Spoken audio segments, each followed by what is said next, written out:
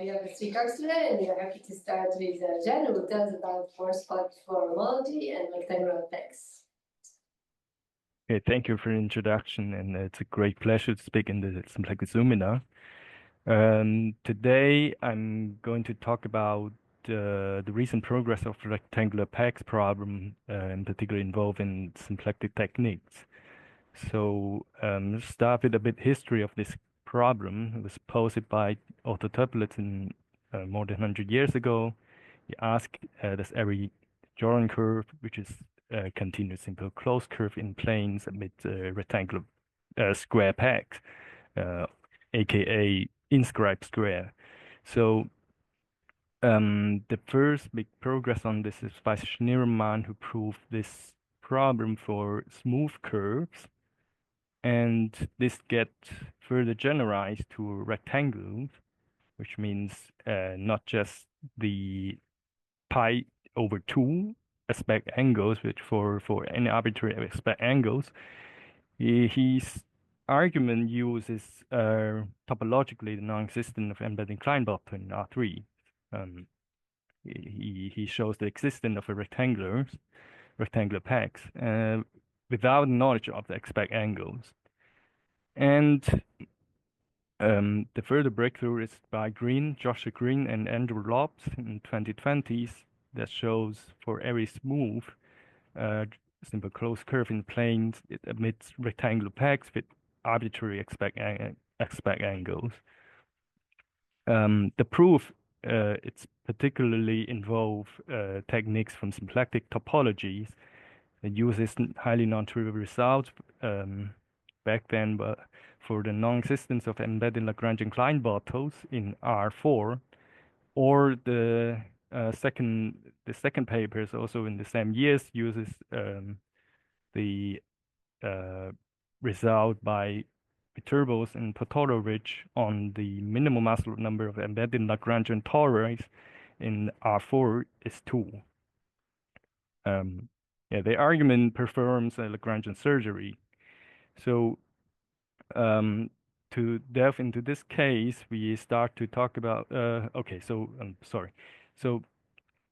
my contribution to this using the Floer theory will be a multiplicity result, in particular, rather than existence. And I prove generically there is, for generic smooth curves in planes, they emit at least 2 distinct rectangular pegs with the aspect angles from 0 to pi over 2, excluded pi over 2, the square. We have particular counterexample to this for, let's say, ellipse. It only contains 1 square. And a little bit further generalization to this is actually based on also results by Green and Lob on cyclic quadrilateral pegs. This generic doubling result can be extended to the full generality. So to talk about this, the cyclic quadrilateral pegs has this foreign profile of data. So you have seen the length ratios of this axis and these 2 cross lines meet at the diagonals, and this is the aspect angles. So now we turn to the symplectic topology setup for this kind of problem. It was observed by Green and Lob at first that it can be found in a rectangular peg is sort of equivalent to finding intersection point of 2 Lagrangian tori. So let's first consider a smooth embedded curve in C. Without loss of generality, it bounds a area pi, which means it has the same area of this unit disk. And in fact, one can show using Moser trick that this is Hamiltonian diffeomorphic to the standard circles.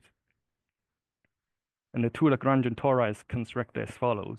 This apply 2 Hamiltonian diffeomorphisms on this rescale tori, on the rescale torus. So in fact, these 2 Lagrangian tori are Hamiltonian diffeomorphic to the standard Clifford torus in C2, which means R4. And this is in particular monotone Lagrangian torus with minimal Maslov number 2. Another features of this is some symmetry, which is important. There is a symplectic involution on C2, which is reflecting the second coordinate by sign. And its fixed point locus is the first vectors with the C. And this restrict to gamma times 0, where L and L phi intersect cleanly. When we have intersection points in these two Lagrangian tori, it determines by coordinate this, let's say, counterclockwise ordered rectangular pegs on the curve gamma. This is given depicted in the figures.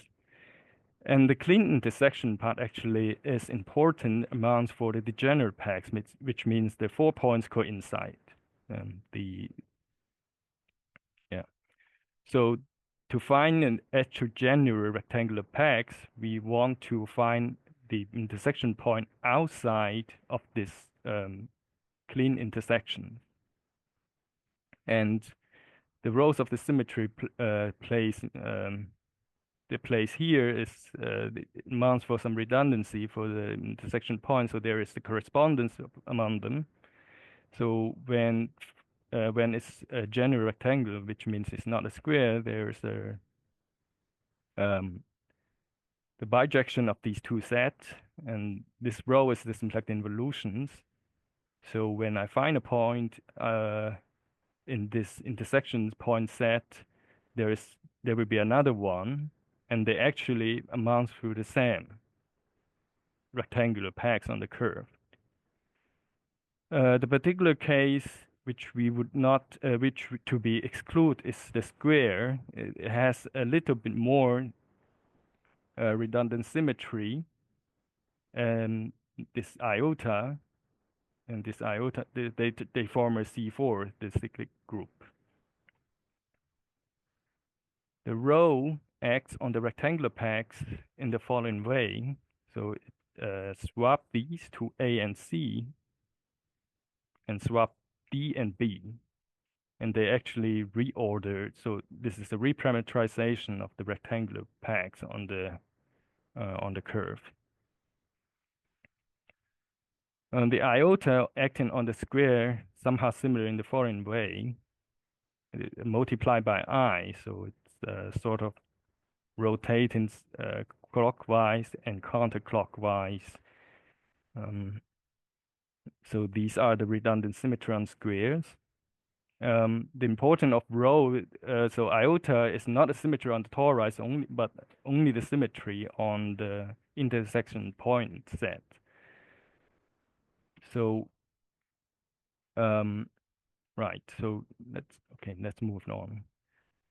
The Morse-Bott Floer homology, it's to be introduced and to investigate this kind of problem, and it's known for monotone Lagrangians introduced by O that the Lagrangian Floer homology is well defined, it's Hamiltonian invariant.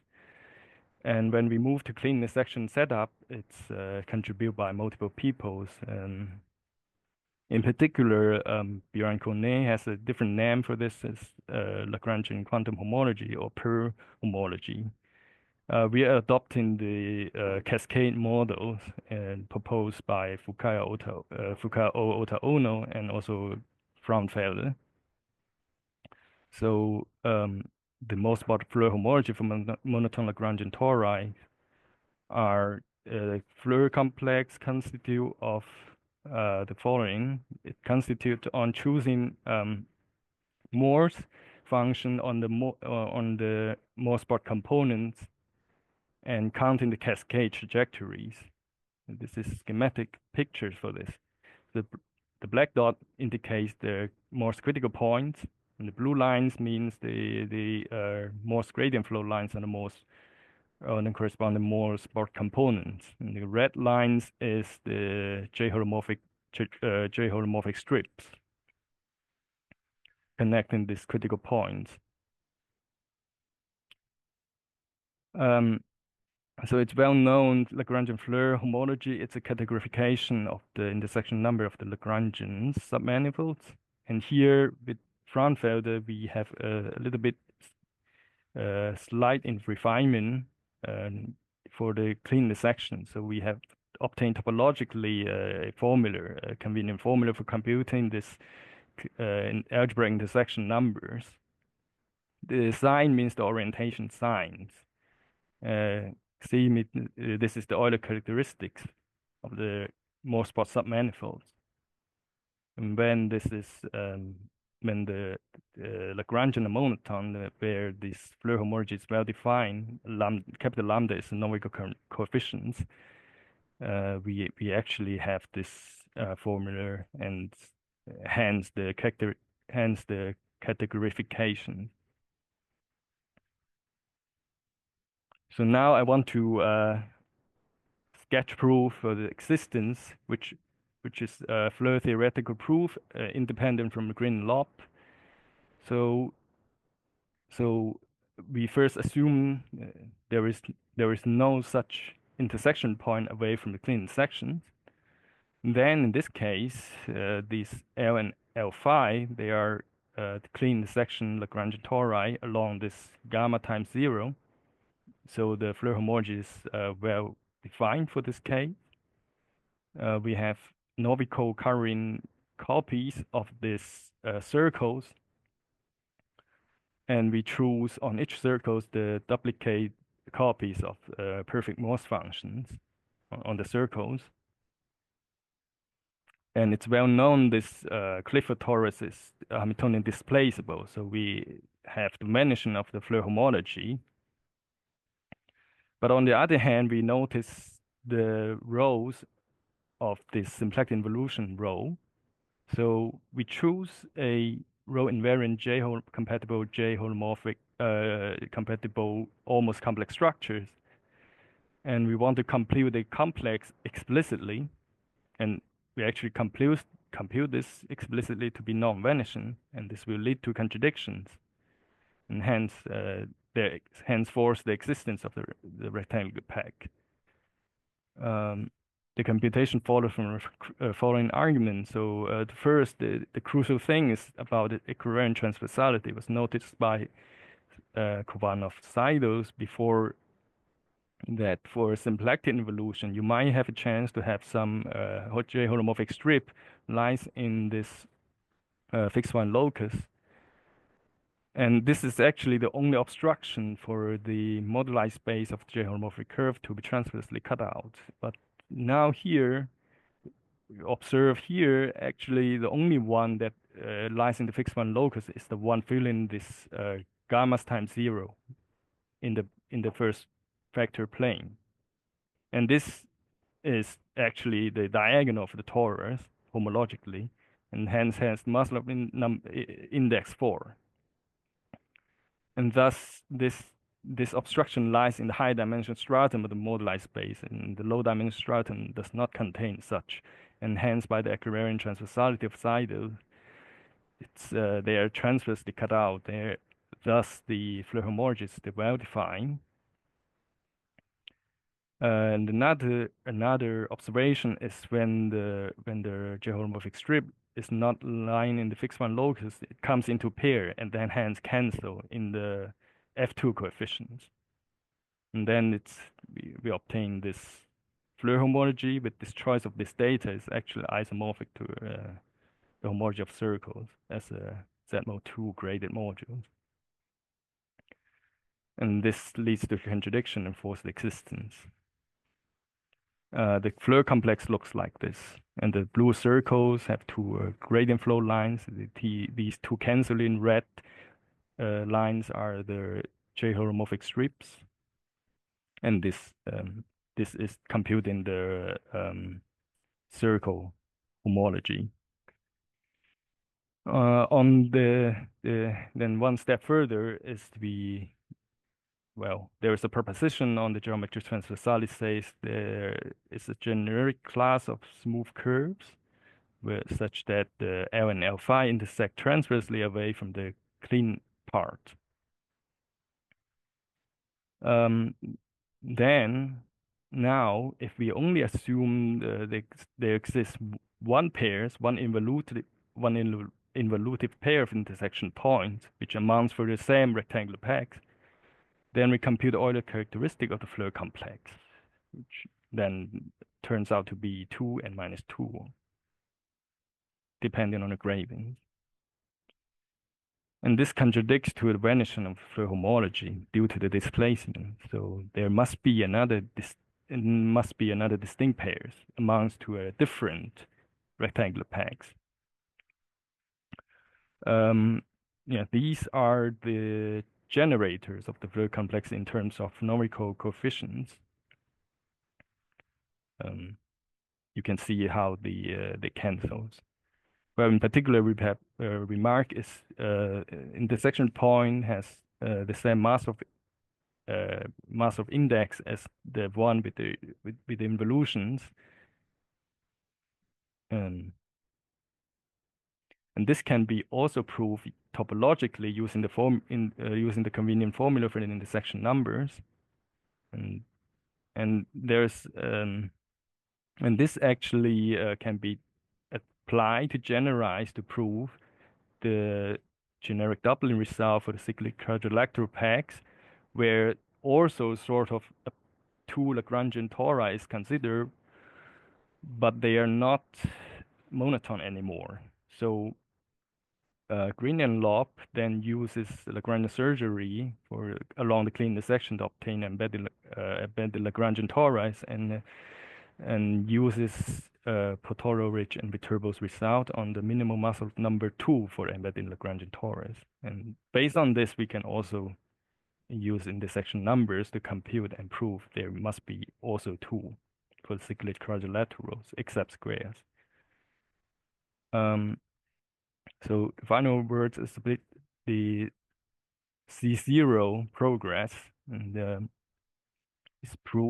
Green and Lopp using a different version of Floer homology than this Morse-Bott Floer homology here. Their construction is similar, inspired from Higa-Floer homology, where they use a spectrum invariant to observe. The spectrum invariant has the property of C0 continuity, and they managed to prove partial cases on rectifiable Jordan curves. And a month ago, Asano and Iki uses microlocal sheaf to give affirmative answer to full generality for rectifiable Jordan curves. So that's all for the start, and thank you. Thank you.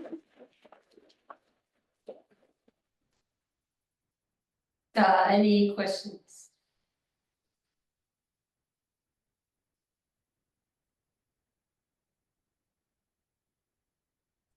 So the 2 is sharp, right? The multiplicity. Not?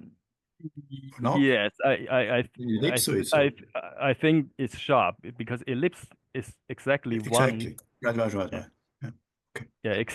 Yeah, ellipse are actually lies in the generic class, and because generic here means the generic means because the genericity comes from the transversality here that I state. They intersect transversely. So ellipse. Okay.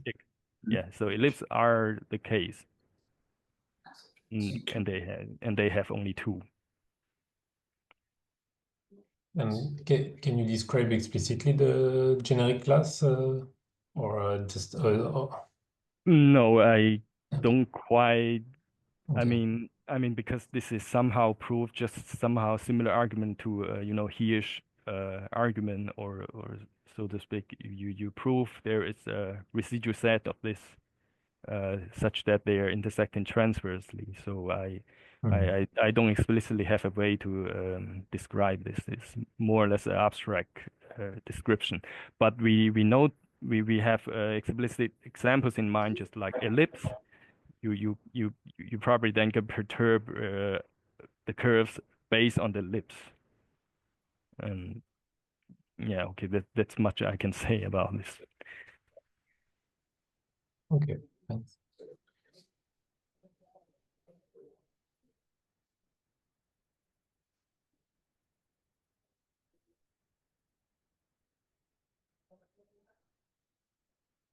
Okay, so maybe we can take Zhen again.